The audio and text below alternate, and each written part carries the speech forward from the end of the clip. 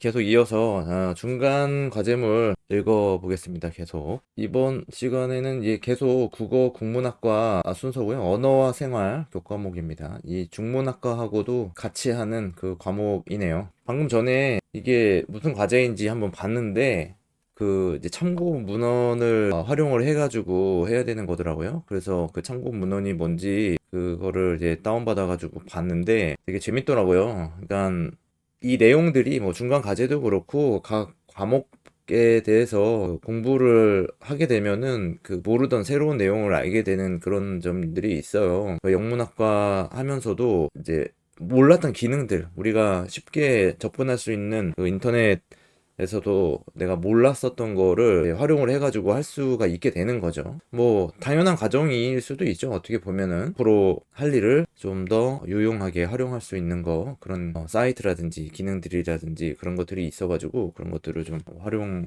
보려고 합니다. 언어와 생활 이건데 한번 읽어볼게요. 쭉 이제 읽어보겠습니다. 교재 이제 3장에서 설명한 사회적 환경과 언어 변이를 그 임의 내외 표지 제외로 요약하시오. 그리고 2번 참고 문헌을 참고하여 사회적 환경, 나이, 성, 계층 등에 따른 언어 변이를 확인할 수 있는 자료를 찾아 정리하고 그 자료에 대해 설명하시오. 좀 어려울 수도 있어요. 이 문제가 보면은 제가 이 언어와 생활이라는 그 교재는 가지고 있지 않아가지고 이 내용이 정확하게 무엇을 이야기하는지는 모르겠지만 어쨌든 요약하는 건 있기 때문에 요약하는 거는 뭐 어떤 거라도 형식적인 것만 갖춰지면은 되는 거잖아요. 그래서 요약하는 거는 누구나 할 수 있는 그런 것 같습니다. 한번 언어와 생활이랑이 있는지 한번 볼게요. 딱히 보이지가 않네요. 하여튼 그래서 이제 2번 문제를 이제 보는데, 2번 문제 같은 경우에는 참고 문헌을 참고해가지고 이 사회적 환경, 나이, 성, 계층 등에 따른 언어 변이를 확인할 수 있는 자료를 찾아 정리하고 그 자료에 대해서 설명하시오, 이렇게 돼 있어요. 이 참고 문헌이 이 국립국어원에서 제공하는 2022년 국어 사용 실태 조사 이거 자료하고 대도시 지역 사회 방언 연구 이런 자료가 있어요. 그래서 이 두 가지 이용하면 될 것 같아요. 그래서 제가 이거를 이제 받아봤는데 이 국립국어원에 이제 들어가가지고 검색을 하는 거죠. 국어 사용 실태 검색을 해가지고 보면은 공지 행사 여기 보면은 여기 아니고 자료에 보면은 2020년 국어 사용 실태 조사가 있어요. 2024년 이거는 이제 입찰 공고를 하는 거네요. 그러니까 이제 조사를 하려고 하는 그 계획인 거죠. 그래서 요거를 이제 다운받는 거죠. 그리고 이제 또 한 가지가 있었잖아요. 또 한 가지가 어디였어? 대도시 지역 사회 방언 연구 검색을 해볼까요? 대도시 뭐라 그랬지? 지역 사회, 대도시 지역 사회 방언 조사 요거 있네요. 공지 행사고 자료에 보면은 여기 있네요. 이것도 받아가지고 보면 될 것 같아요. 근데 이런 거가 있는 거를 이제 처음 알아가지고 지금 보게 됐는데 재밌더라고요. 이런 게 있었구나. 쭉 이제 보니까 목차를 보잖아요. 그러면 이런 통계적인 데이터도 이렇게 시각화된 걸로 인포그래픽으로 해가지고 볼 수가 있고, 여러 가지 기준에 따라서 어휘가 어떻게 변화하고 있느냐, 어떻게 사용하고 있느냐, 그거를 얘기하고 있습니다. 엄마로 쓰느냐, 어머니로 쓰느냐, 아빠, 아버지 이렇게 쓰느냐, 와이프, 아내, 집사람. 와이프, 집사람 비슷하고 아내는 잘 쓰지 않네요. 그리고 누구 아빠, 자녀를 둔 며느리가 시부모나 친정 부모 앞에서 자신의 남편을 누구 아빠 이렇게 부르고, 아범, 오빠. 자, 외래어로는 뭐 이런 게 호치키스, 호치키스, 스탬플러, 스테이플러. 스테이플러하고 호치키스는 상표에서 나온 말인데 그게 고유명사가 되는 그런 거죠. 디귿자 모양으로 생긴 철사치로 사용한 소리를 처리한다. 부추, 정구지, 다슬기, 올갱이, 고동 뭐 이런 게 있고, 또 줄임말, 비밀번호가 비번으로 사용이 된다. 이런 것도 보여주고 있네요. 다마, 감사합니다, 고맙습니다. 발음, 원룸, 원룸, 원룸. 어쨌든 우리가 이제 과제를 통해서 이제 수행해야 될 거는, 여기 이거를 다 읽어보면은 뭐 좋은 공부가 되겠지만은 이게 사실 뭐 쉽지 않은 것 같아요. 그래서 여기 쭉 내려가서 보면은 이제 조사 결과, 심층 분석 및 정책 제언 이런 게 있는 것 같아요. 이게 이제 결과로 나온 것 같은데, 변인별 주요 변이 및 변화 양상 분석을 해놓은 게 있잖아요. 여기 보면은 사회적 변인 관련 주요 변이 변화 요거를 보면 될 것 같거든요. 여기서 사회적 환경이라고 했으니까 그거를 이제 찾아가지고 요거를 찾으면 되겠죠. 230조. 자, 그러면은 여기서 사회적 변인 관련 주요 변이 및 변화 이렇게 있으니까 성별 관련에 따라서 이렇게 변화가 됐다. 또 연령 관련 있죠. 나이, 성, 계층 이런 거니까 계층은 학력을 계층으로 보는 것 같습니다. 그죠? 요거를 좀 정리를 하면 될 것 같아요. 그 내용을 뭐 정리라고 하면은 이거를 뭐 요약하기는 좀 그런 것 같고 그러니까 딱 관련된 거 있잖아요. 그러니까 이 연령 이렇게 정리를 하면 될 것 같아요. 성별에 따라서 변이를 정리를 한다. 그러면은 이 성별에 따라서 부모에 대한 호칭은 어떻고 배우자의 부모에 대한 호칭은 어떻고 또 가게에서 젊어 보이는 여자 직원을 부르는 말은 어떻고 이렇게 분류를 다시 하는 거죠. 정리를 한다는 게 이 형태를 좀 변경을 하는 거예요. 이 내용 그대로 가져가지만은 그러니까 지금은 문제에서 가게에서 젊어 보이는 여자 직원을 부르는 말을 성별로 분류하고 연령으로 정리하고 이렇게 했지만 학력으로 분류하고 했지만 이제 한 번에 정리를 하는 거죠. 완전히 메뉴를 바꾸는 거죠. 그러니까 성별에 따라서 부모에 대한 호칭 그리고 배우자의 부모에 대한 호칭 뭐 이렇게 여자 직원을 부르는 말 그리고 뭐 여성 배우자에 대한 지칭 이렇게 이제 나눠가는 거죠. 이게 공통적인 게 있는 거니까 연령으로 묻고 학력으로 묻고 또 성별로 묻고 네, 그렇게 하면은 이제 정리가 다시 되는 거죠. 그런 식으로 정리하면 될 것 같아요. 뭐 내용은 그대로 사용하되 그러니까 배치를 바꾸는 거죠. 그렇게 하면 될 것 같습니다. 그리고 그 자료에 대해서 설명하시오 이렇게 돼 있는데 사실 뭐 정리하는 게 이거를 표로 그릴 수 있으면 되게 좋은데 그래서 표로 그려놓고 하면 좋은데 그게 쉽지 않을 수도 있겠죠. 쉽지 않을 수도 있겠죠. 그래서 이런 내용들을 좀 수정해가지고 적으면 될 것 같습니다. 네, 앞에 그 처음에 나왔었던 그 인포그래픽 그 내용인 것 같아요. 이런 거를 한번 쭉 그 시간을 가지고 읽어봐도 좋을 것 같은데 너무 읽을 게 많아가지고 볼 게 너무 많아가지고 만만하지 않네요. 이렇게 진행하면 될 것 같습니다. 그리고 이제 교재에 나와 있는 내용은 그냥 요약하는 거고 여기에 관련되어 있는 거죠, 이게. 이렇게 하면 될 것 같아요. 그리고 대도시 지역사회 방안 연구에서도 그 내용이 있겠죠. 여기서도 있을 거예요.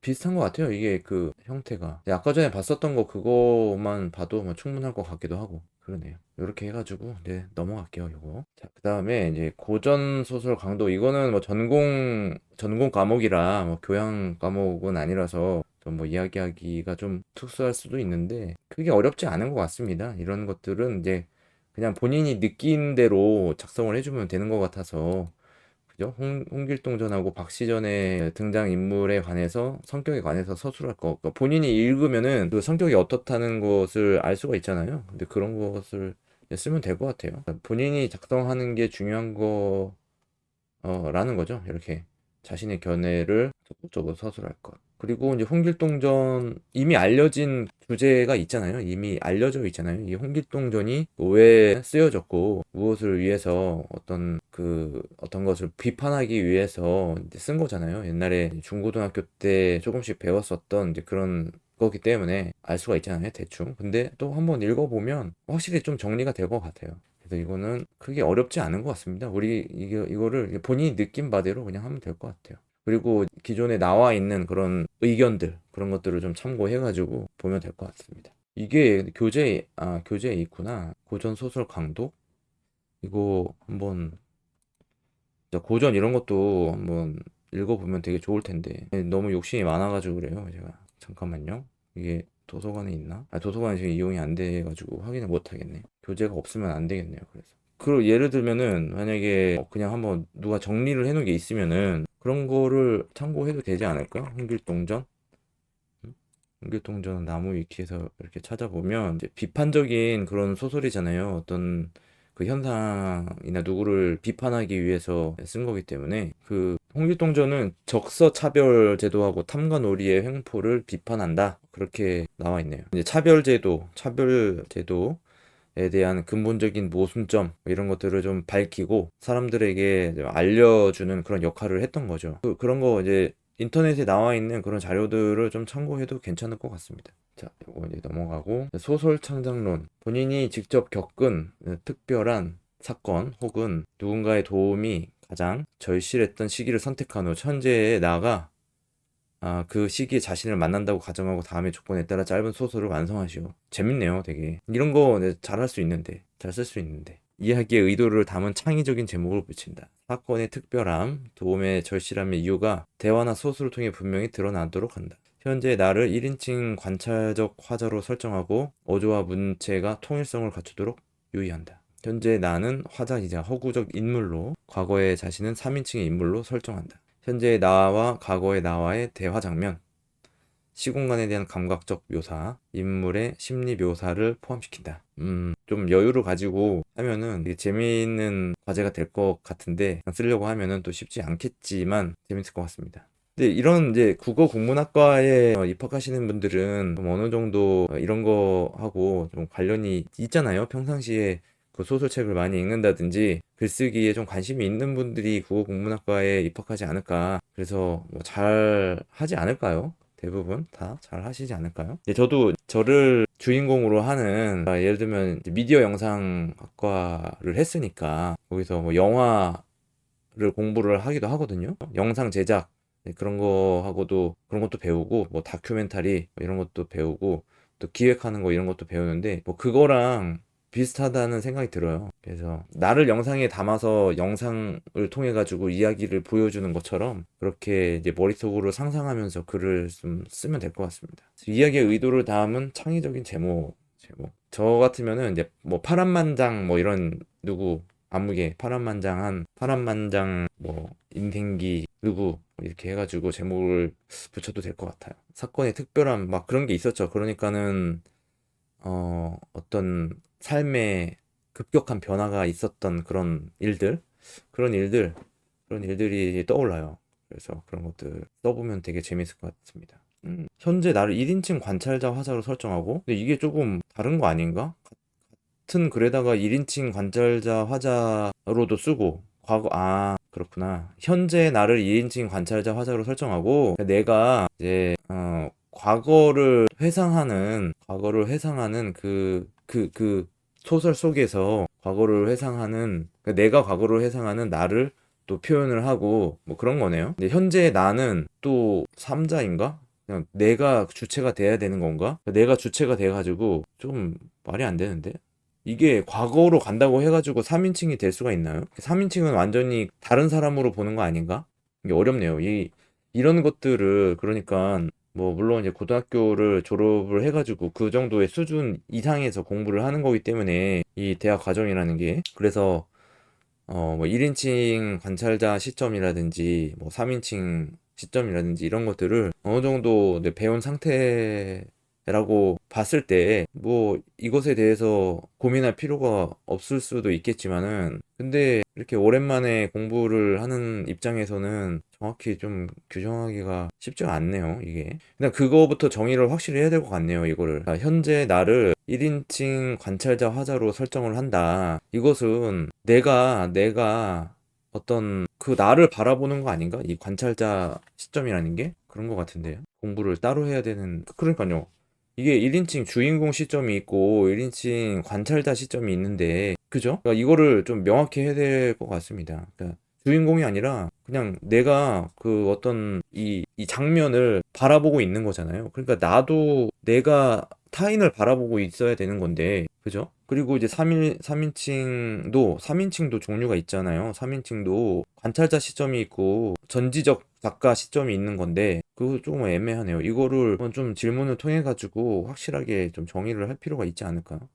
그러니까 과거의 자신을 3인칭 인물로 설정한다. 이게 좀 어렵네. 그러니까 1인칭 관찰자 시점은, 그러니까 내가 1인칭 관찰자이지만 타인이 나를 보는 그 관점에서 나를 설명해야 되는 거고, 그렇죠? 다시 1인칭 관찰적 화자는, 그러니까 다른 사람이 나를 보는 걸로 표현을 해야 되는 거죠. 그죠? 근데 현재 나는 화자이자 허구적 인물로. 근데 이 화자가 뭐예요? 화자가 말을 하는 사람이 화자가 아닌가요?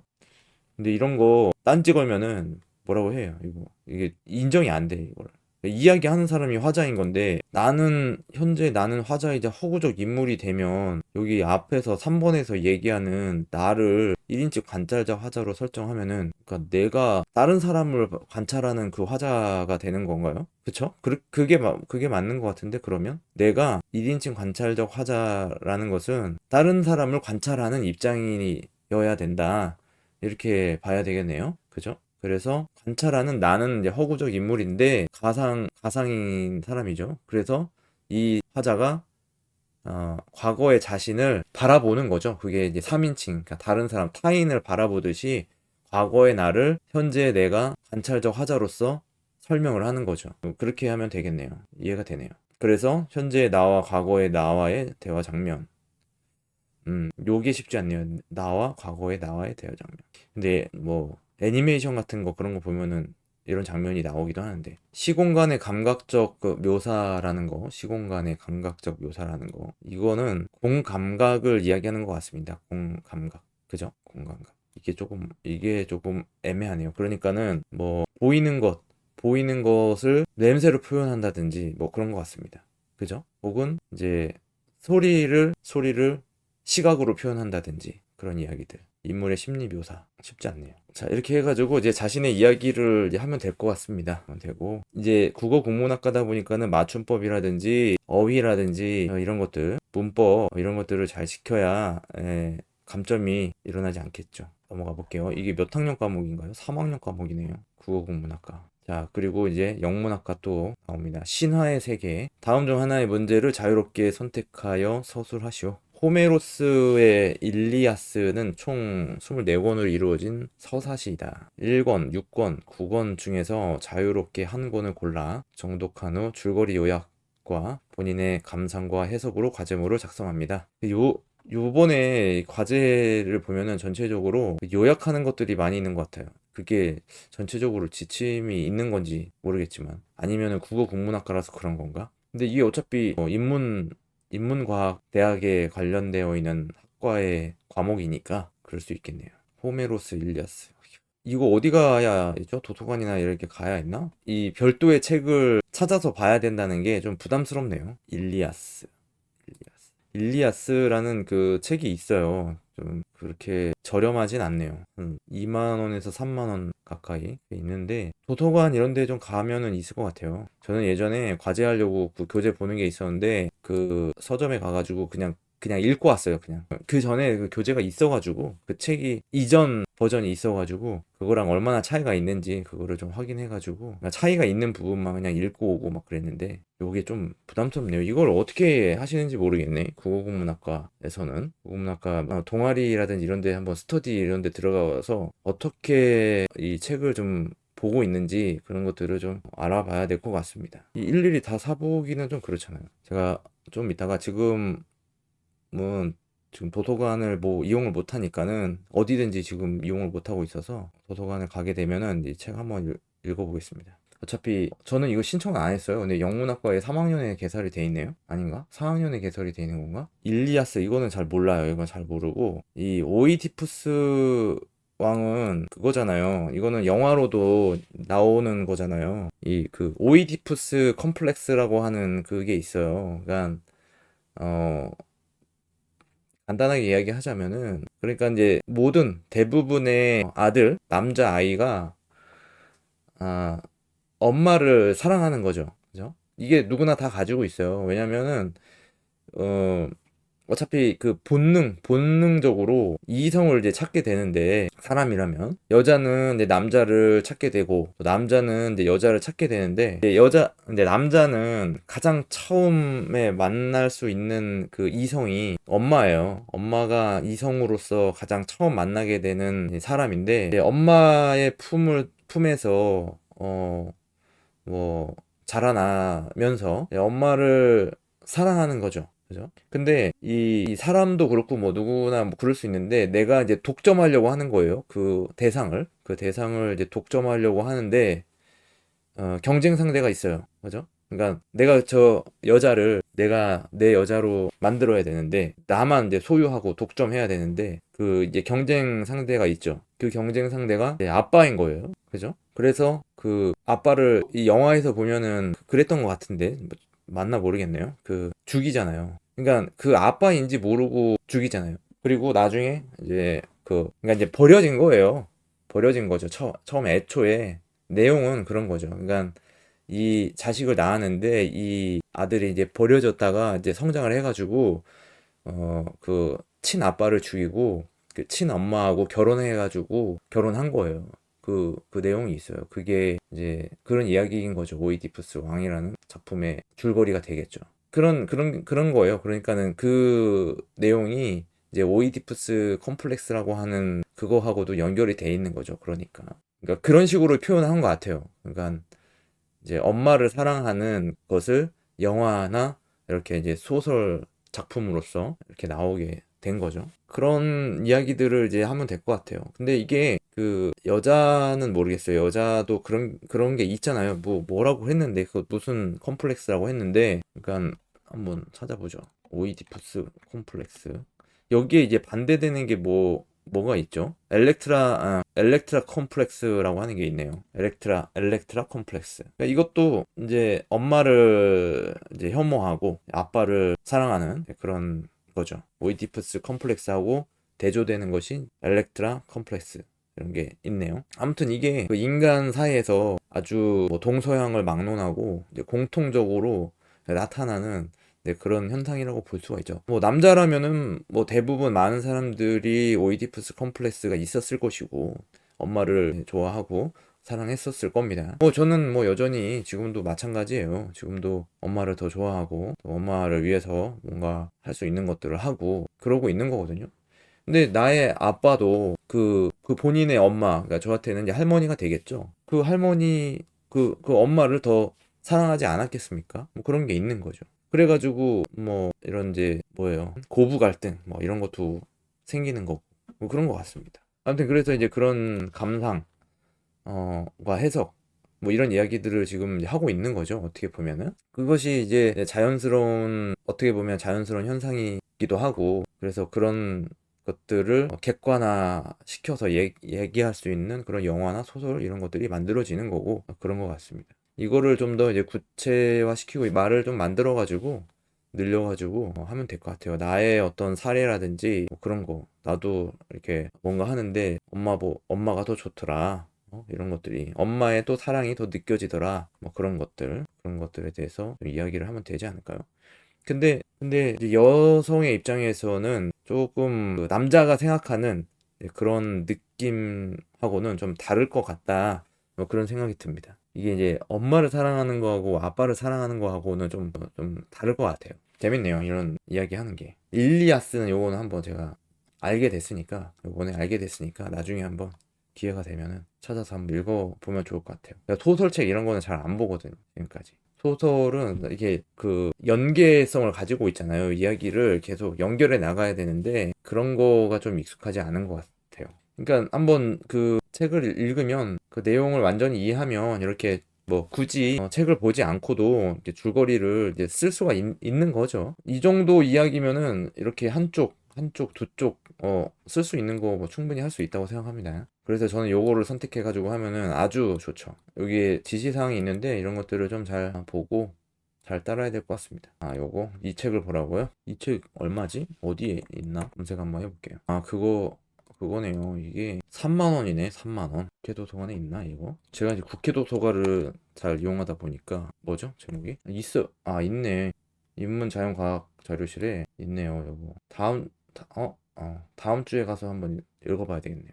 뭔 내용인가? 자, 그럼 넘어가겠습니다. 자, 생활과 건강. 네, 생활과 건강. 이것도 그 학과가 많죠. 이거 교양 과목이라서 또 1학년 지금 하시는 분들 하시는 거죠. 자, 매슬로우의 욕구 계층 이론에서 제시하는 인간의 기본 욕구를 서술하고 각각의 중요성과 정신 건강과의 연관성에 대한 자신의 견해를 제시하시오. 이제 매슬로우의 그 욕구 단계 5단계인가요? 6단계인가요? 그게 있잖아요. 이제 그것을 이제 각각 그 정신 건강하고 어떻게 관련이 돼 있는지 그것을 이제 쓰면 될 것 같습니다. 정신 건강하고 다 관련이 돼 있는 것 같은데요. 5단계 이론이잖아요. 그죠? 피라미드도 있고 교재에 아마 있을 텐데 첫 번째 단계는 이제 생리적인 욕구다. 생리적인 욕구. 정신 건강과의 연관성. 이거 뭐 어떻게 해야 될까? 그러면은 이 정신 건강하고 그 관련이 매우 깊다. 왜냐면 이 생리적인 욕구는 이제 먹는 것, 그리고 이제 자는 거, 그리고 뭐 이제 생리 작용하는 거, 화장실 가는 거, 뭐 그런 것들이잖아요. 근데 굉장히 뭐 먹는 거를 먹지 못하면 저도 그랬습니다. 스트레스를 많이 받았어요. 되게 배가 고픈데 그러니까 밥 시간이 정해져 있잖아요. 근데 밥 시간을 넘겨가지고 밥을 못 먹게 되는 그런 상황에서는 굉장히 스트레스를 많이 받죠.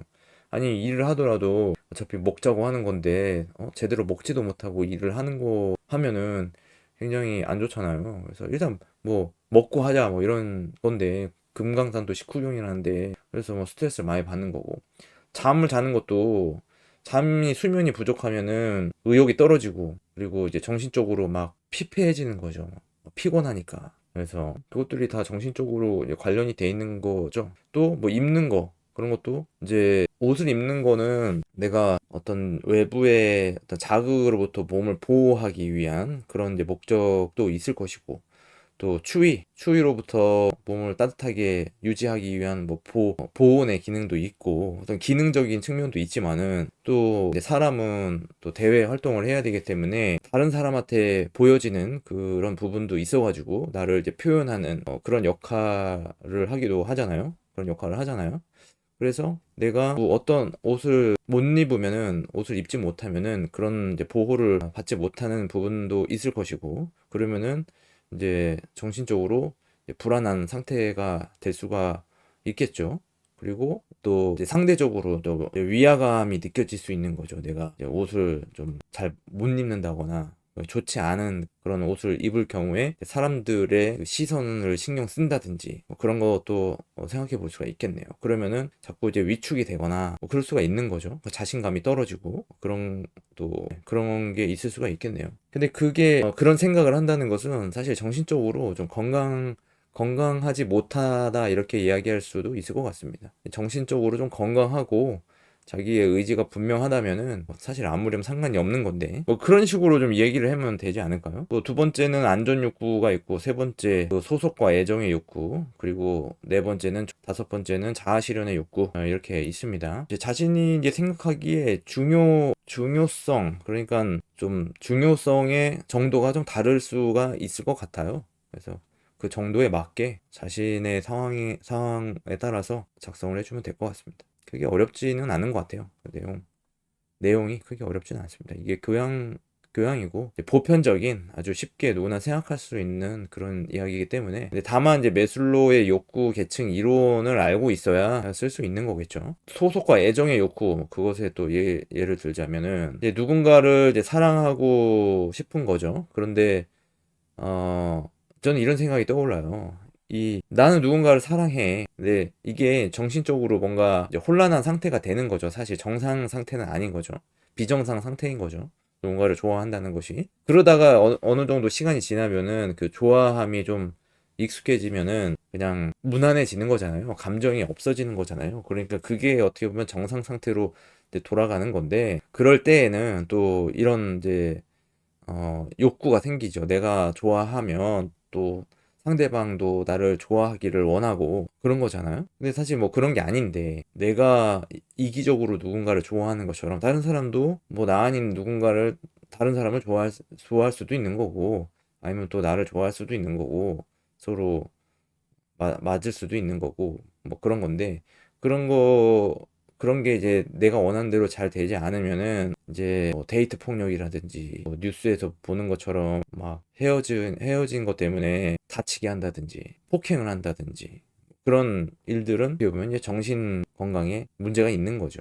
그러니까 관련성이 있는 거죠. 그러한 이제 사례들 뭐 예를 들어가지고 얘기를 하면 될 것 같습니다. 우울증이 있는 사람의 신체적 건강과 안전을 위한 관리에 대해 제시하고 구체적인 실행 방법과 합리적인 이유에 대한 자신의 견해를 서술하시오. 이 어느 정도 그 교재 내용이 좀 학습이 돼야 될 것 같아요. 이 내용은 그냥 그 사전 지식으로는 조금 부족할 수 있겠네요. 왜냐하면 우울증 있는 사람이 신체적 건강과 안전을 위한 관리에 대해서 교재에서 어느 정도 정의를 해주고 있을 거기 때문에 그것을 보고 이야기를 해야 될 것 같습니다. 그러니까 보통 우울증 있는 사람의 증상이 어떻다 이런 것들을 그 통계적으로 알려주고 있거든요. 그 내용을 이제 알고 또 그 실행 방법, 그 해결하기 위한 실행 방법 이런 것도 어, 나와 있잖아요. 예전부터 많이 알려져 있는 것들이 있어가지고 그런 것들을 이제 참고하고 예를 들면 이런 겁니다. 그죠? 우울증이 있다는 것은 이제 극단적인 선택을 할 수도 있는 그 가능성도 있는 거거든요. 근데 그런 사람들이 그 극단적인 선택을 하기 직전에 어떤 이제 징후를 보이는데, 그런 이제 징후들이 예를 들면은 뭐 자신의 물건을 다 정리를 한다든지 누구한테 다 나눠준다든지 그런 이제 행위를 한단 말이에요. 그러면 이제 그런 이제 행위를 할 때 발견을 해내는 거, 왜 이 사람이 저런 행동을 하지에 대한 그 관심이 좀 필요한 거죠. 그래서 그러니까 좀 관심 받기를 원할 수도 있어요. 대부분 그런 것 같습니다. 그러니까 자기가 이제 혼자 있거나 뭔가 어, 그런 것 같아요. 그러니까 사람으로부터 어떤 소외, 그런 것이 좀 우울증으로 나타나지 않을까. 자기가 하고 싶은 일을 제대로 하지 못했을 때, 혹은 실패를 했을 때 겪게 되는 그런 일들을 통해서도 이런 것들이 있을 수 있지만은, 근데 사실 뭐 다 사람하고 관련이 돼 있지 않을까, 그런 생각이 들거든요. 우울증이라는 것이.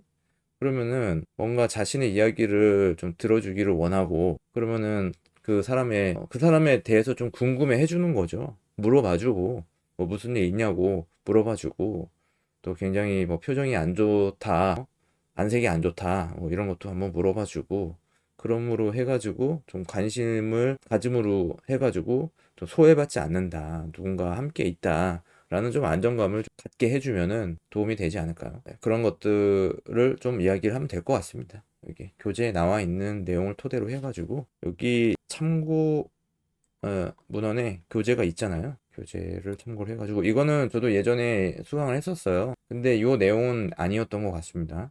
내용은 아니었어요. 자기 건강하고 관련돼 있는 그런 이야기들을 했었거든요. 그러니까 건강 관리를 어떻게 해야 되느냐, 뭐 그런 거죠. 이런 식으로 작성하면 될 것 같습니다. 이 과목마다 지시사항이 좀 달라요. 어떤 거는 과제명을 쓰지 말라고 하는 과제도 있고, 서론, 본론, 결론을 쓰라고 하는 것도 있고, 이거는 뭐 굳이 그런 게 필요 없죠. 그냥 자유식으로 작성을 하면 될 것 같습니다. 학생 간 표절, AI 및 상업물 표절 시 평가에 반영된다. 개인 블로그, 카페, 지식인 자료 사용하지 말 것. 사용할 만한 게 뭐가 있을까요? 별로 없는데. 교재에 있는 것만 쓰면 될 것 같습니다. 자, 우리말의 역사, 국어사의 연구 방법을 문헌 자료의 연구, 비교 방법, 내적 재구, 방언의 연구의 4항목으로 나누어 서술하시오. 이거는 교재하고 그 방송 강의 보고 그냥 해야 되네요. 그냥은 할 수 없는 거네요. 공부를 좀 해가지고 정리를 하라, 뭐 그런 것 같습니다. 언어 변화의 유형을 의문 변화, 문법 변화, 어휘 변화의 3항목을 나누어 서술하시오. 알타이 제어의 공통 특질로는 서술하시오. 국어사의 시대 구분에 대해서 서술하시오. 이거는 그냥 교재를 전적으로 활용해야 되네요. 이건 어떻게 할 수가 없어요. 그냥 방향성은 그냥 교재를 참고해가지고 거기에 있는 내용을 쓰는 건데, 조건이 있겠죠. 뭐 표절 이런 거는 신경을 안 써도 되는 것 같습니다. 그죠? 이게 왜냐면 그냥 설명문이고 서술하는 거기 때문에 뭐 자신의 주장을 얘기할 것도 아니고 하기 때문에 그냥 표절 이런 거 신경 쓰지 않고 그냥 인용을 하든 뭐 그대로 복사해서 가져오든 상관이 없을 것 같아요. 그렇게 하면 되겠습니다. 한 거의 다 한 것 같은데, 국어국문학과. 네, 거의 다 했어요. 2개밖에 안 남았어요. 구비 문학의 세계, 아래에 제시한 자료를 중심으로 한국 신화의 특징에 관하여 서술하시오. 고구려 주몽신화, 신라의 박혁거세 신화, 가야의 김수로 신화. 이거 제가 최근에 또 공부했는데, 이거는 그 구비 문학 세계 이 교재에 나와 있겠죠? 이런 신화에 대한 내용들이 나와 있을 테니까 그 내용을 참고를 해가지고 이것도 어떻게 보면 좀 정리하고 요약하고 뭐 그런 내용인 것 같아요. 그죠? 그 특징을 각각 서술하고 새 자료를 포괄해가지고 유사한 측면과 차이점에 관하여 반드시 서술할 거. 그러니까 이런 게 있는 것 같아요. 그러니까 좀 뭐랄까, 탄생의 비화 이런 거 있죠. 탄생의 비화 이런 것들이 좀 공통점이지 않을까요? 알에서 나왔다, 그런 이야기들 있잖아요. 김수로도 그렇지 않나요? 김수로도 박혁거세하고 좀 비슷하지 않나요? 그 탄생의 어떤 공통점이 있죠. 그쵸? 김수로도 알에서 태어났다 이렇게 나와 있어요. 박혁거세도 알에서 나왔잖아요. 그런 것들이 제 공통점이 될 것이고, 근데 주몽은 알에서 나왔나? 그건 아닌 것 같은데, 그죠? 주몽은 아니잖아요. 알에서 나온 건 아니잖아요. 그럼 이제 3가지의 공통점이라고 얘기하기는 좀 그렇기는 한데, 그런 것들을 한번 읽어보고 찾아보면 될 것 같습니다. 재밌네요, 이거. 국어국문학과가 재밌네요. 이런 이제 아주 상식적이고 뭐 그런 내용들이 많아가지고 좀 알아두면은 이제 좋은 내용들이 많이 있는 것 같습니다. 이렇게 하면 될 것 같아요. 각자 하시면 되겠습니다. 자, 다 했나?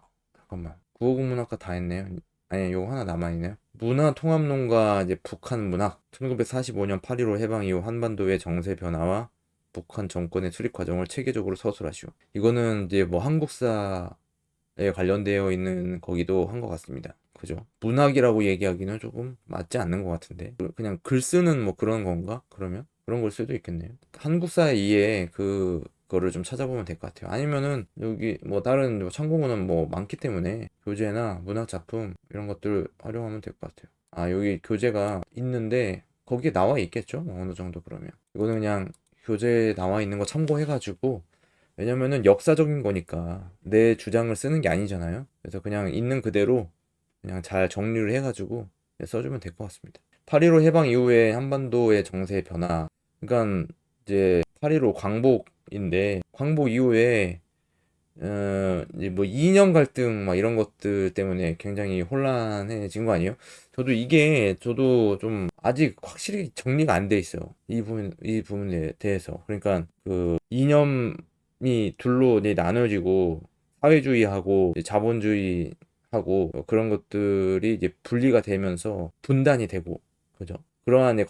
그런 과정을 좀 얘기를 해주면 될 것 같습니다. 그러니까 그 과정을 얘기하는 것 같아요. 그러니까 이제 권력 다툼이죠. 어떻게 보면은 누가 자기가 뭐 대통령이 되거나 혹은 누가 지도자가 돼야 된다 이렇게 나온 거 아닙니까? 누군가가 그런 이제 그것을 또 지지하는 사람들이 생겨나고 그렇기 때문에 이제 북한이 생겨나고 그런 거죠. 이렇게 하면 될 것 같습니다. 약 그 1시간 정도. 그러니까 지금 해보니까는 한 학과에 한 2시간 정도, 2시간 반 정도? 그 정도, 빨리 하면 한 2시간 정도 되는 것 같네요. 영어 영문학과.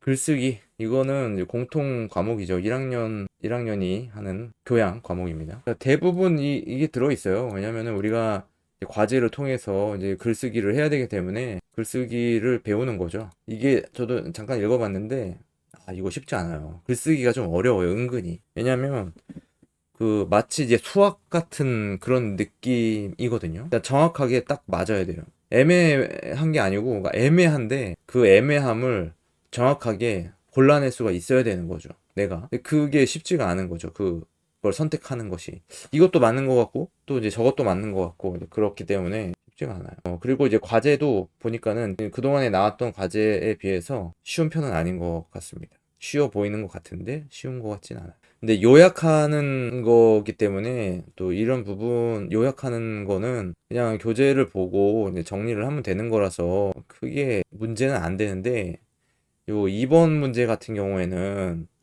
어, 여기 쌍들이 있대요. 그 차이를 3, 4문장으로 설명을 하고 그 쓰임을 설명할 수 있는 예문을 본인이 직접 작성하시오 이렇게 돼 있거든요. 교재 느라고 노라고 이런 이야기들이 있는지 거기서 뭐라고 정의하는지 그걸 한번 확인해 볼게요. 이게 지금 검색이 되는지 모르겠는데 그 정의가 돼 있으면은 편하죠. 아무래도 이게 검색이 안 되네. 이게 조금 오래된 글쓰기 교재라서 그 어휘 부분을 좀 찾으면 될 것 같거든요. 찾아보기가 좀 어렵네요. 좀 교재가 바뀌었을 거예요. 아마 똑같네. 계속 그 교재네요. 검색이 안 돼가지고 찾지를 못하겠네. 글쓰기가 어렵습니다. 이게 은근히 어려워요. 시험 점수 받기가 좀 까다롭습니다. 이게 과제는 그나마 좀 뭐 해결을 할 수도 있는데 기말 시험 같은 거 이런 것들은 좀 어려워요. 이거를 헷갈리니까 정확하게 암기하지 않으면 어렵습니다. 여기 나와 있네요. 대와 대 여기 보면 그죠? 느라고 하고 노라고 이렇게 문제가 제시돼 있잖아요. 교재에 나와 있어요. 느라고와 노라고 한오라고 했는데 마음에 드실지 모르겠습니다와 같은 경우에 한오라고 대신 하느라고를 사용하곤 한다. 그러나 이때에는 반드시 한오라고라고 해야 된다. 노라고와 느라고는 둘 다 연결 어미이지만 그 쓰임이 전혀 다르다. 노라고는 자기 나름대로 꽤 노력했음을 나타내는 연결 어미이고, 그쵸, 노라고, 그 노력했다. 노라는 게 노력했다. 느라고는 앞절의 사태가 뒤절의 사태의 목적이나 원인이 됨을 나타내는 연결어미이다. 그래서 노라고는 먹노라고 먹었지만 얼마 먹지 못했다와 같은 경우에 쓰이고, 느라고는 영희는 웃음을 참느라고 딴 데를 보았다. 그러니까 그 현상을 얘기해주는 그런 거네요. 그러니까 이거를 그죠? 사이를 3, 4문장으로 설명하라고 했으니까 그 내용이에요. 이거를 쓰라는 거예요. 그거 쓰면 됩니다. 그죠? 근데 봐봐요. 여기 단어에 대한 설명은 교재와 유사해도 감점이 없다고 했잖아요. 그러니까 교재에 나와 있는 내용을 그냥 정리해가지고 쓰면 될 것 같습니다. 이건 어쩔 수가 없어요. 뭐 그냥 이제 언어학자가 이렇게 정의를 해가지고 이렇게 만들어 놓은 건데, 그거를 내가 언어학자도 아니고 이미 이렇게 정리를 해놓은 거를 부인하는 그런 얘기를 할 수도 없잖아요. 그런데 이게 어려운 거예요. 예문을 본인이 직접 작성하시오. 요게 어려운 거라고. 그죠? 평상시에 우리가 뭘 하노라고 이렇게 평상시에 얘기를 잘 안 하는데, 그죠? 하느라고 이렇게 얘기하지만 하노라고 했는데 마음에 들지 모르겠습니다. 이게 어려운 거 이게. 그러면 저기를 한번 볼까요? GPT한테 한번 물어볼게요. 하노라고 노라고를 쓰는 말이 있는지 챗 GPT한테 물어봤거든요. 미치겠다. 이렇게 답변해 주냐. 이렇게 대답을 하네요. 이 친구가. 노라는 단어가 들어간 문장 적으니까, 나는 이 일에 찬성했지만 그녀는 노라고 말했다. 노라고 말했다. 예스가 아니라 노라고 그러니까 이게 찾기가 어려운 거예요, 지금. 이게 이제 과제인 거죠. 나머지 그 정의에 대해서는 이 교재에 나와 있습니다. 다. 알맞는, 그죠? 나와 있고, 어떻게 나와 있습니다. 요거 참고해가지고 작성하시면 됩니다. 이제 3번은 표현 10개를 선정하여 그 단어나 표현을 3, 4 문장으로 설명하고 단어나 표현이 들어간 예문을 본인이 직접 작성하시고. 이 과제가 어려워졌어요. 예전 글쓰기 과제에 비하면 진짜 이거 난이도가 상당히 높은데요. 제 나중에 과제 다 하고 제 거 다 하고 한번 이 과제 한번 풀어봐야 되겠다 진짜. 예전에 그 글쓰기 했던 그 내용 잠깐 한번 볼게요. 이런 거였는데 옛날에 2016년도에 했었던 글쓰기 이 과제거든요. 이거는 뭐 자신과 가장 친한 친구 한 사람을 수신자로 해가지고 그 친구와 자신의 과거를 추억하는 편지글을 쓰시오. 이게 얼마나 쉬워요. 중간 과제물인데, 이게 글쓰기 중간 과제물인데, 야 이건 되게 편했거든요. 저는 뭐 지금은 교양 과목을 듣지를 않아가지고 어떻게 보면 참 다행이라는 생각이 드는데, 되게 어렵네. 이건 이제 되게 쉬운데, 이거는 그전에 했던 글쓰기를 한 번 더 했을 거예요. 근데 그때도 되게 쉬웠는데, 미디어 영상을 할 때도 글쓰기를 또 했단 말이에요. 과제로도 또 하고. 이때는 그 코로나 때문에 내 인생의 통과 의례 이래가지고 그냥 내 이야기 쓰는 거, 이게 과제였었어요. 글쓰기 과제. 그래서 나 뭐 이런 일을 했었다, 뭐 그런 얘기들을 했었는데, 야 이거 쉽지 않네요. 하여튼 글쓰기 그 수강하시는 분들 파이팅 하십시오. 60에서 76쪽? 60에서 76쪽. 근데 이게 쪽수가 안 나와가지고 교재를 한번 다시 받든지 그래야 될 것 같은데. 뭐였죠? 적절한 어휘의 선택. 여기 적절한 어휘의 선택 2부에 3부까지 왔네. 여기 보면 적절한 어휘의 선택. 이제 영문학 가고 있어요, 지금. 적절한 어휘의 선택. 여기 보면 여기에서 단어나 표현 중 10개를 선정하여 그 단어나 표현을 3, 4문장으로 설명하고, 예를 들어 61쪽에 나오는 작다를 선택했다면 이거 쉽지 않네요. 그죠? 작다가 어딨어? 작다. 여기서 나오는 거. 그러니까 여기는 일가, 일나, 일다, 일라 이런 여기서 선택을 하는 거네요. 그죠? 네. 단어 표현 중 10개를 선정해가지고 10개가 되나? 이런 거네요. 그러니까 작다, 적다, 동점, 동률, 내성적, 외성적, 틀리다, 다르다, 재원. 네.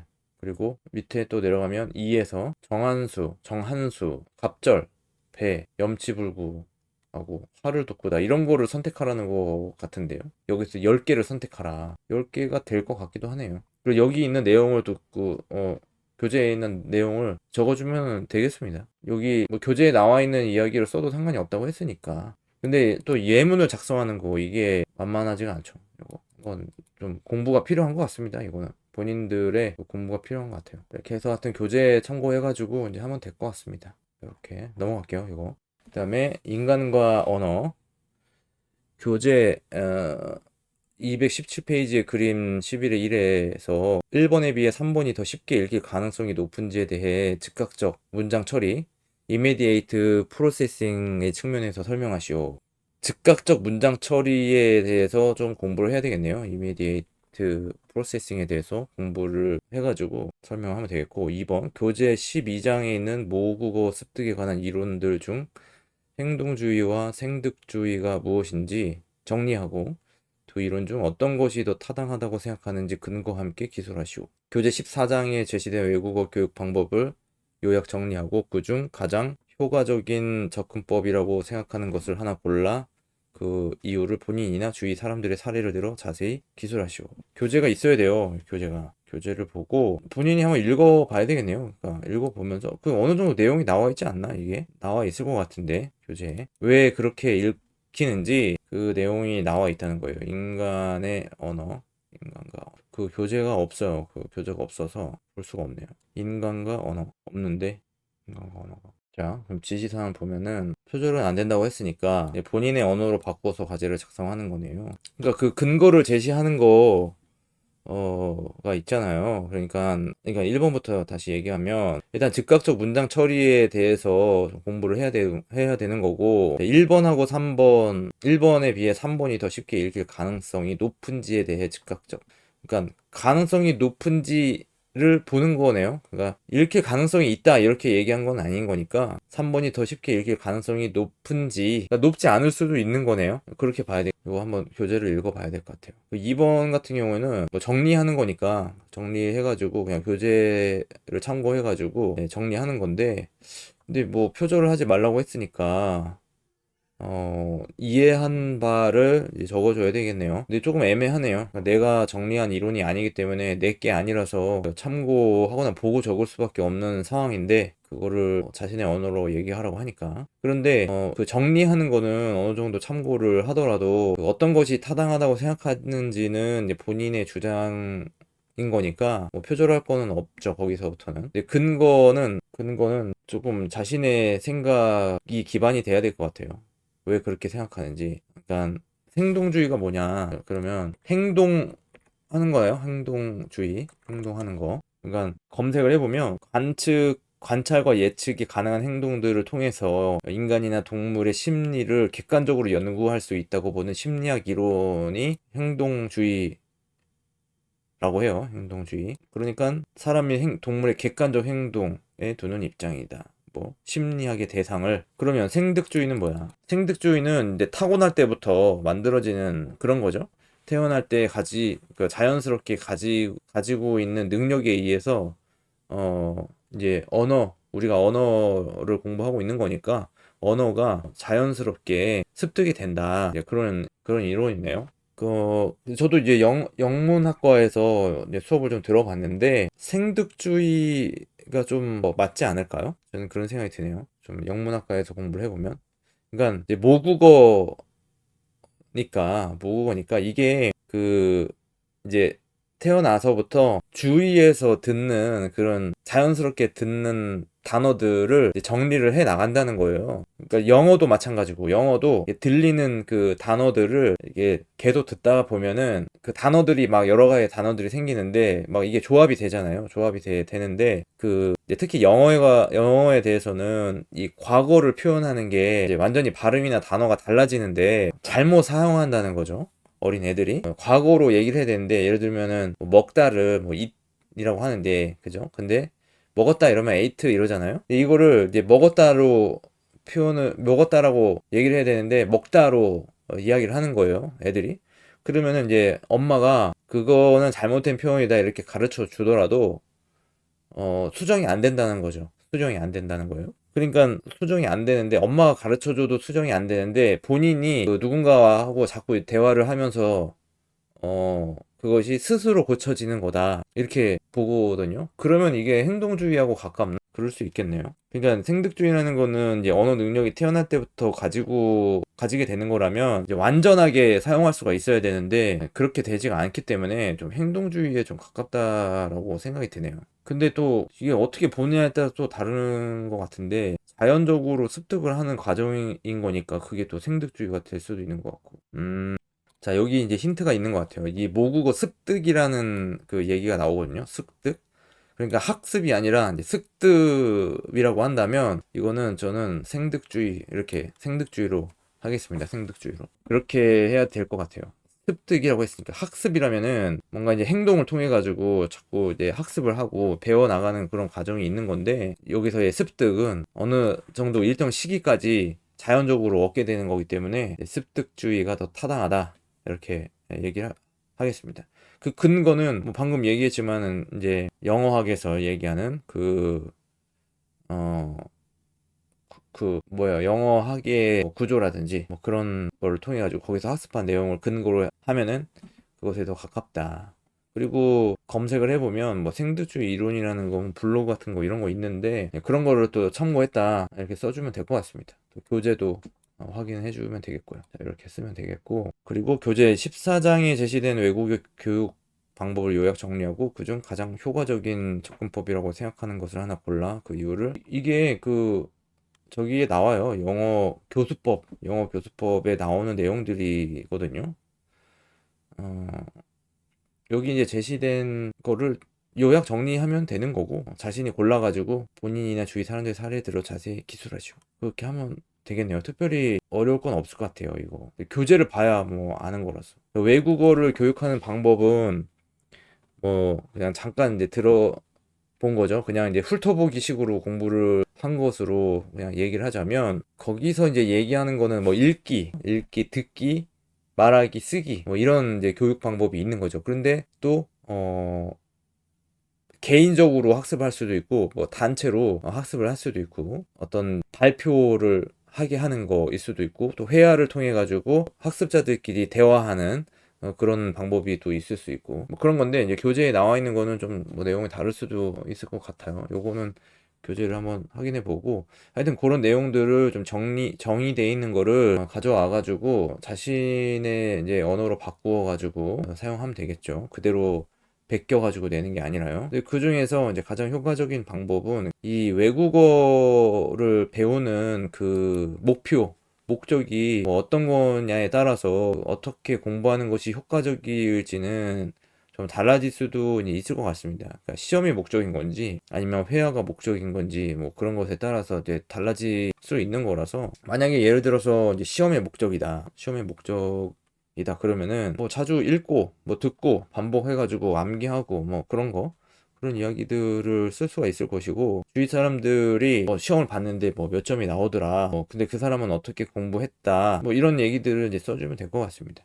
자 이렇게 해가지고 이제 넘어갈게요. 멀티미디어 영어 교재 유닛 2의 41에서 44 쪽에 41에서 44쪽에 멀티플 초이스 문제를 해석하고 설명하시오. 영어 원문 적기 포함 주석 제외. 41에서 44페이지의 멀티플 초이스는 총 10개의 문제로 구성되어 있습니다. 각 문제와 보기를 모두 영어로 적고 모든 영어 문장을 한글로 해석한 후 해당 문제에 해당 보기가 답이 되는 이유를 간단히 설명하시면 됩니다. 멀티미디어 그 영어 교재 없어요. 1학년 과목이라서. 근데 이제 근데 영어에 관련된 거는 그냥 그 주어진 대로, 문제에서 주어진 대로 그냥 잘 따라서 하면은 뭐 충분히 해결을 할 수 있을 것 같습니다. 영작하고 이런 게 아니잖아요. 지금 1학년 거니까. 문제를 해석하는 거니까. 한글로 해석하는 거니까 그냥 이거 뭐 영어가 있다 그러면은 영어를 이렇게 복사를 하든지 타이핑을 하든지 해서 번역기가 있어요. 번역기 네이버 같은 데도 있고 네이버에 보면 여기 이거 있잖아요. 팝하고 이걸 써도 되고 구글 번역기 써도 되고 그러면 영어를 이렇게 번역하기 그러면 이렇게 나오잖아요. 그렇게 하면 되죠. 이렇게 해가지고 그냥 이거 복사해가지고 적어내도 될 것 같은데 그죠? 이게 영어라는 게 뭐 한국어처럼 다양하게 이렇게 변화하는 그런 거는 아니라서 그냥 되게 구조적이잖아요. 영어가 우리는 이제 어휘를 다양하게 쓸 수 있지만 물론 영어도 뭐 어휘가 더 많을 수도 있겠지만은 기본적인 의사소통을 하는 데 있어가지고 사용되는 그 영어의 단어는 뭐 한정적이라기보다는 딱 몇 가지가 있잖아요. 몇 가지들이 딱 그거만으로도 사용을 할 수가 있잖아요. 그래서 크게 어렵지 않을 것 같습니다. 해당 문제에 해당 보기가 답이 되는 이유를 간단하게 설명하시면 됩니다. 2번 교재 유닛 2의 포커스 온 에티큐트 부분의 모든 문장과 문제를 해석하고 설명하시오. 영어 원문을 또 적어야 되고 이것도 그 영어 그 타이핑 쓰기 훈련이 되는 것 같습니다. 포커스 온 에티큐트는 네 부분으로 이루어져 있습니다. 네 부분을 다음과 같이 작성하시면 됩니다. execute at parties or social gatherings 73쪽 처음부터 78쪽까지 모든 영어 원문 적고 한글로 해석할 거. 이제 이런 거는 쉬워요. 그게 어려운 게 없습니다. 특히 영어과는 제가 해보니까는 이제 자신의 생각을 쓰는 과제도 있어요. 보니까 3학년 과제 보니까 내 생각을 쓰는 내용 그 과제도 있는데 1, 2학년은 대체적으로 그냥 영어 자체를 해석하는 그런 문제가 나오는 것 같아요. 그런 훈련이 돼야 되는 거죠. 어차피 계속 나아가서 3학년 때도 맨날 패러그래프 그거 해석하고 있어요, 맨날. 조금 제가 원했던 그 영어 공부하고는 조금 다르긴 한데, 어쨌든 그게 영어 영문학에서 배워야 될 내용이라면 뭐 해야 되는 거겠죠. 또 이제 마찬가지 계속 해석하고 한글로 해석한 거죠. 원문을 적고 한글로 해석한 걸 또 쓰고 나중에 영어를 많이 공부를 하면은 이제 대학원에 가서도 필요하기 때문에 훈련을 많이 해놓으면 좋죠. 점수가 필요하기도 하고 아니면 영어를 졸업을 하려면 자체 시험도 봐야 되고 자체 시험으로 보든가 아니면은 그 공인 영어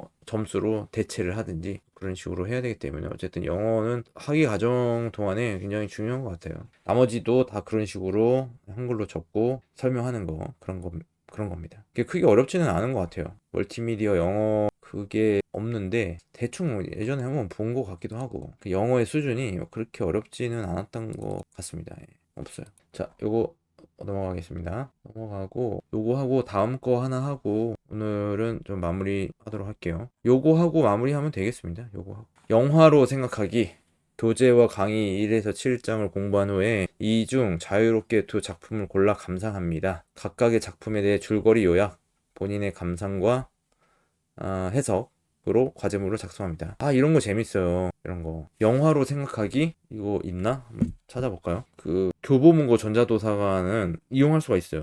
여기 학교 홈페이지를 통해서 들어가는 그 중앙도서관은 이용이 안 되는데 교보 전자도서관은 이용할 수가 있습니다. 이게 영화로 생각하기가 그동안에 사용했던 교재를 그대로 사용하고 있을 거예요. 없네. 네. 그러면 이전에 사용했던 걸로 한번 들어가 아이디를 바꿔야 돼요. 그러니까 이용 권한이 없다고 나와가지고 이게 3월 달이 지나야 되거든요. 3월 2일부터 좀 아쉽네. 이게 뭐지? 영화가 영화 보는 거 좋아하는데 예전에 그 CA 할 때 저는 영화 감상하고 그 영화 감상하고 볼링 그거만 했어요. 졸업을 해서 권한이 없고 또 신입 등록한 그거는 또 등록이 아직 안 돼가지고 안 들어가지고 다음에 한번 등록이 되면은 그때 봐야 되겠네요.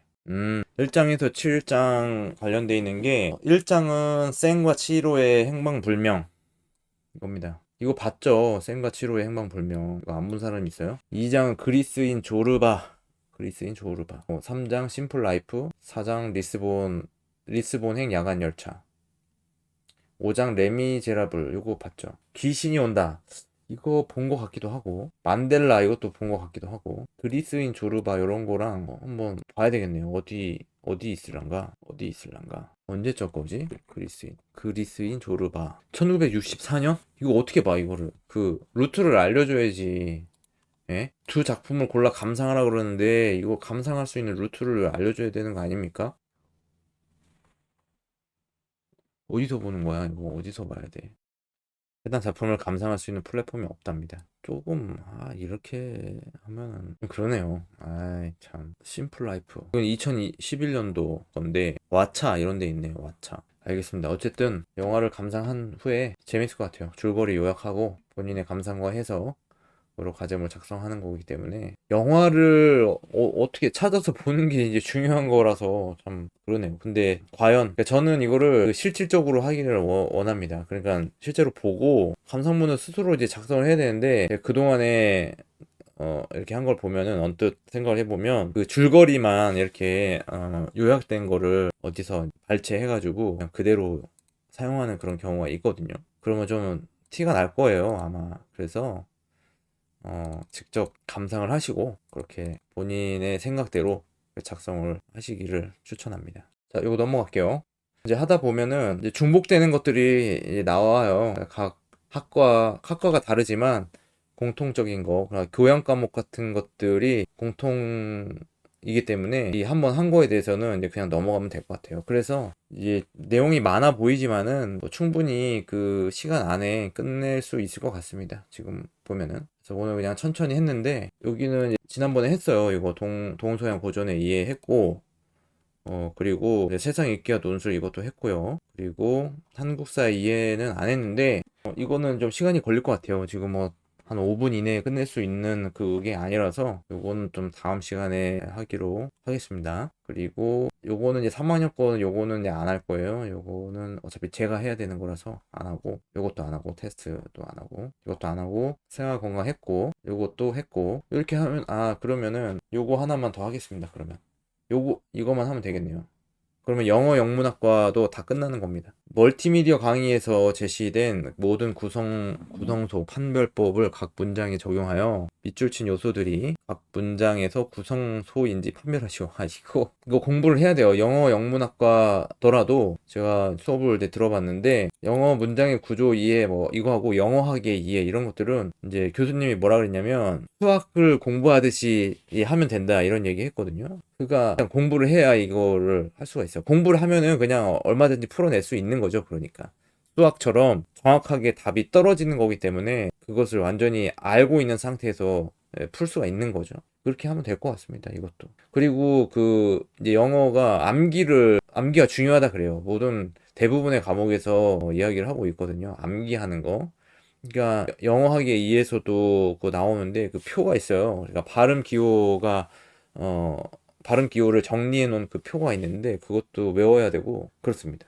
그래서 이런 거는 이제 공부를 해가지고 하면은 될 것 같습니다. 이렇게 해가지고 오늘 국어 국문학과에 이어가지고 영어 영문학과까지 다 마무리를 했어요. 나머지 영어 영문학과 뭐 있는데 3학년 거는 이제 하지 않겠습니다. 그리고 이제 다음 시간에 계속 하도록 할게요. 자, 1분 후에 종료하도록 하겠습니다. 다음 시간에는 이제 중어 중문학과 하는데 이것도 중복된 게 많이 있기 때문에 금방 끝날 것 같습니다. 1분 있다가 종료하겠습니다. 1분 있다가 종료하겠습니다. 혹시 이제 시청하시는 분 계시면 질문하실 거 있으시면은 질문하셔도 됩니다. 자, 그러면 이제 종료할게요. 수고하셨습니다.